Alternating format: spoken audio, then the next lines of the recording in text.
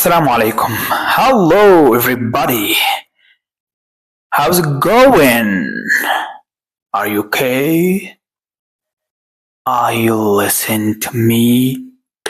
أنا سيف الله وأنت بتتفرج على سلسلة كل 6 شهور لغة إن شاء الله عز وجل.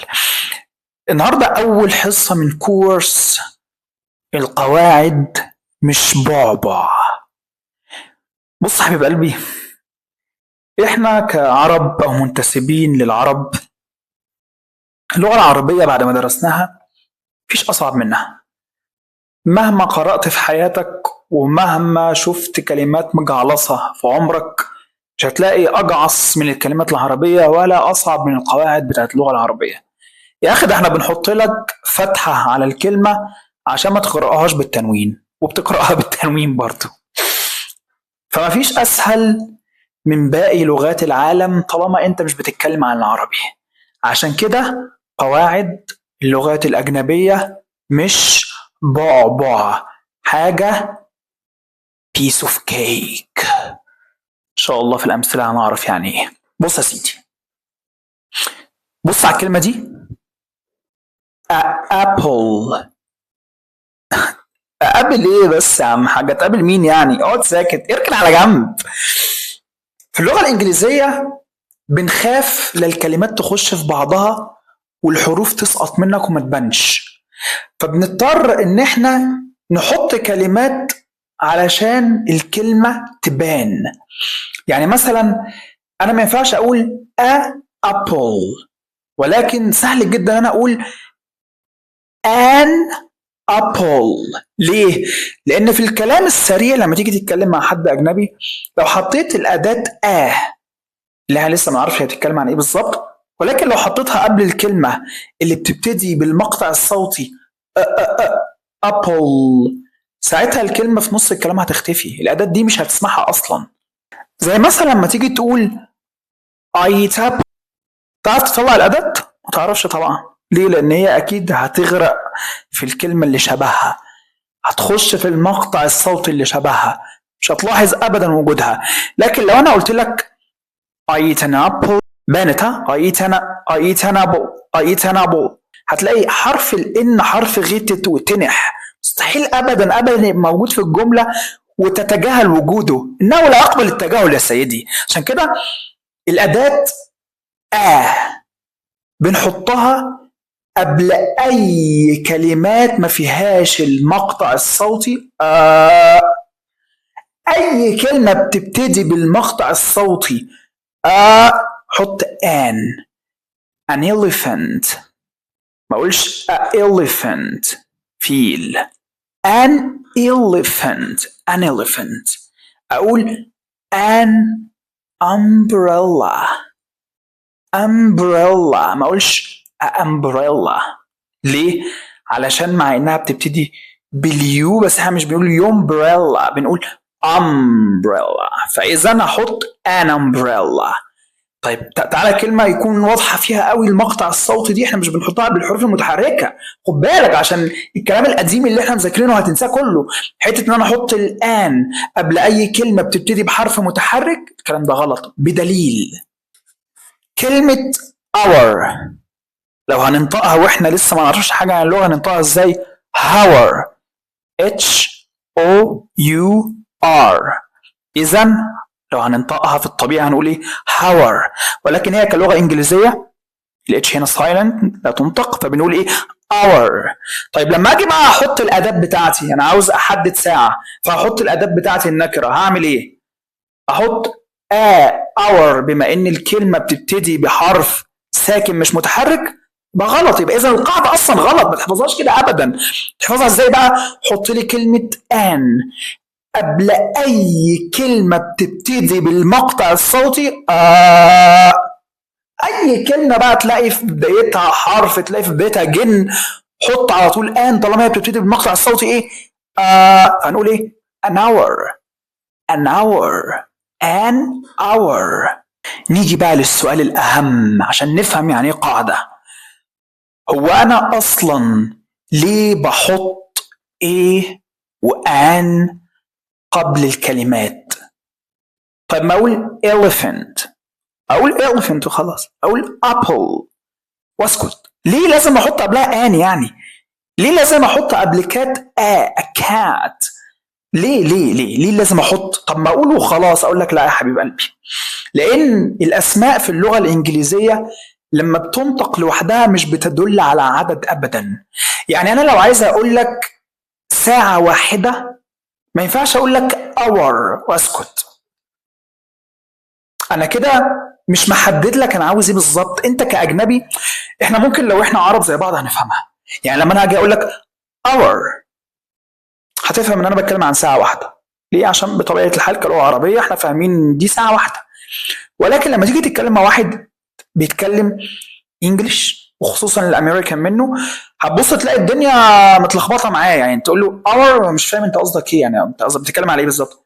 انت بتتكلم على ساعه واحده هتشتغل فيها، ولا بتتكلم على ساعه حائط هتعلقها، ولا بتتكلم على ساعة من ضمن ساعات كتير، ولا بتتكلم على الساعة عموما بقى أيا كان عددها 5 6 10؟ عشان تحدد له المفرد منها بتحط الأداة بتاعتك إيه أو آن قبل أي مقطع صوتي بيبتدي بقى قول زي المجنون كده خلاص. يبقى إذا الأداة بتاعتنا دي احنا بنعرف بيها المستمع اللي قدامنا ان احنا بننطق كلمة مفرد من الاسماء، بننطق اسم مفرد. طيب افرض انا بقى عاوز اجمع، يعني انا بدل ما عايز اقول كات هقول كاس. جمع اقول اكات. انت كده خربت القواعد. خلاص بقى انت احفظ كده في دماغك، تيقن ان اول لما تحط الاداه ان اعرف على طول ان الكلمه مفرد لازم هتكون مفرد. يبقى انا علشان احط اداه للتعريف مع الجمع محتاج اداه جديده. ايه رايك بقى في كلمه ذا؟ طلع لساني فيها ذا وليها نطقين انا اعرفهم في الصوتيات ان شاء الله. ذا كاتس. كده انا خلاص انا كده قلت القطط. القطط اللي هناك دي انا شايفهم هم قدامي، اقول لك the cats. ما اقولش a cats. يضحك عليا على طول يقول لك بص العربي اللهبل. اي نعم هو مش هيتكلم عربي زيي، بس برضه احنا ما ينفعش حد يقول علينا هبل، لازم نكون متقنين للغه. عشان كده هبص على جمع اي حاجه في الدنيا احط the elephants فيلة. حطش ابدا الاداه ان النكره المفرد قدام جمع، قدام كلمه او اسم جمع، مستحيل. ذا كمان بتحل لي مشكله جميله قوي. ذا مش بتتحط بس قدام الحاجه المعدوده، لا ذا بتتحط قدام كل الاسماء، مفرده جمع معدوده غير معدوده. يعني ينفع اقول the water الماء، ينفع لكن ما اقولش water. صعب اقول الماء وابقى كده قصدي مثلا قطره من مياه، لا انت كده بتستعبط. فاذا هقول ايه the water. سهله سهله كده، تمام زي الفل. ليه؟ عشان كلمه ذا بتتحط قدام اي حاجه ما عدا شويه حاجات هم دول اللي هتحفظهم، والباقي كله ارشق ذا زي ما انت عاوز. ما تحطليش ذا جنب الجبال المفرده. على فكره الموضوع منطقي اصلا. في اللغه العربيه ينفع تقول الجبل الهيمالايا؟ ينفع؟ موضوع شاذ جدا نطقا واستماعا الاثنين. فما تحطليش ذا جنب اي جبل مفرد، ما تحطليش جنب البحيرات، اسماء البحيرات. برضو الموضوع منطقي. في اللغه العربيه ينفع تقول البحيره فيكتوريا؟ بحيره فيكتوريا هتقول لها البحيره فيكتوريا؟ ما ينفعش. ما تحطليش ذا جنب اسماء الشوارع. زي اللغه العربيه تماما. هو ينفع انك تقول مثلا شارع باسم سيف الله يا جنون العظمه بتاعك ابو السيوف، شارع سيف الله تقول الشارع سيف الله؟ انت كانك بتوصف سيف الله ان هو شارع. انت واخد بالك؟ انت مش بتنطق اسم شارع، انت بتوصف سيف الله الانسان بانه شارع. فاذا نفس الكلام في اللغه الانجليزيه، ما تحطش ذا جنب اسماء الشوارع. ما تحطليش ذا جنب اسماء الميادين. ينفع برضو مثلا في مصر عندنا ميدان اسمه ميدان العتبة، اقول الميدان العتبة؟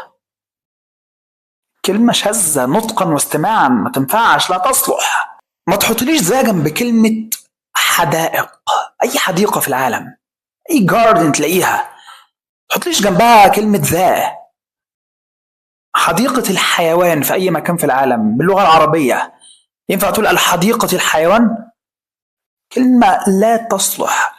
خد بالك في البداية هتلاقي الموضوع معاك في اللغة الإنجليزية غير منطقي، مع كثرة الاستعمال، مع كثرة النطق الحديث speaking، بص تلاقي نفسك واحدة واحدة بدأت تاخد الموضوع كأنه بديهي منطقي، زي ما احنا بنتعامل مع اللغة العربية بالظبط.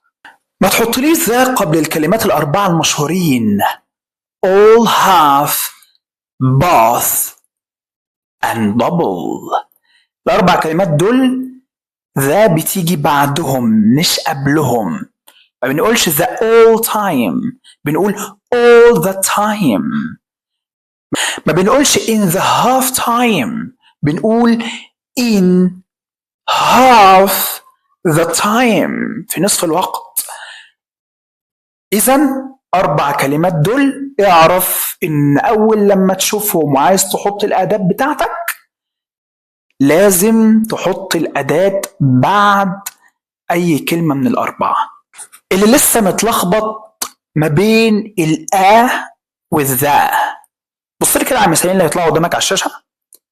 I see a cat. I see the cat. أنا ليه استخدمت في الأولى الأداة، واللي استخدمت في التانية ذا؟ الأولى نكرة والتانية معرفة، بس كده. يعني من الآخر كده هتسألني أنت شفت قطة النهاردة؟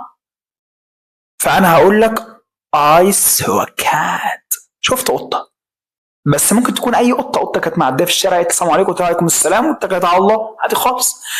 إنما لو قلت لك بقى I see the cat، أنا كده بتكلم عن قطة أنت تعرفها، ممكن تكون قطتك مثلا أو قطتي، او احنا كنا بنتكلم في حوار عن قطط او قطه معينه، فقلت لك I saw the cat، انا شفت القطه اللي انت بتتكلم عنها ديت. فاذا خلاص افهم كده ان الفرق ما بين الاداه او ان والاداه ذا هي في النكره والمعرفه.